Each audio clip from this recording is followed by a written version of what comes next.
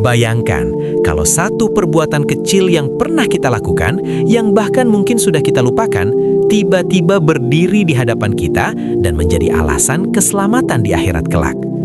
Kisah ini mengajak kita menyelami makna sedekah dari sisi yang paling menyentuh. Diceritakan tentang seorang laki-laki sederhana, hidupnya biasa saja, hartanya pun tidak berlebih, bahkan ia sering merasa amalnya tak sebanding dengan dosa-dosanya. Suatu hari, dalam perjalanan pulang, ia melihat seseorang yang kelaparan, wajahnya pucat dan tubuhnya lemah. Di sakunya hanya ada satu keping harta, uang terakhir yang seharusnya ia gunakan untuk kebutuhan dirinya sendiri. Ia ragu, hatinya berperang antara kebutuhan pribadi dan dorongan untuk menolong. Namun akhirnya ia memilih memberi, bukan karena ingin dipuji, bukan karena ingin dikenal, melainkan karena ia yakin Allah Maha melihat sekecil apapun kebaikan. Hari berlalu, hidupnya tetap sederhana, dan sedekah itu pun menghilang dari ingatannya.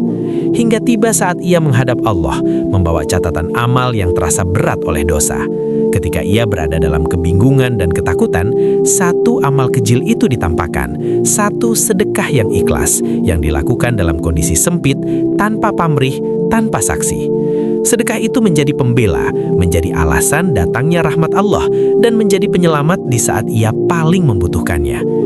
Dari kisah ini, kita diajak merenung bahwa sedekah bukan soal jumlah, tapi soal keikhlasan dan kepekaan hati. Bisa jadi, satu sedekah kecil yang kita berikan dengan tulus kepada orang yang benar-benar membutuhkan adalah amalan yang paling dicintai Allah dan menjadi penyelamat kita di akhirat.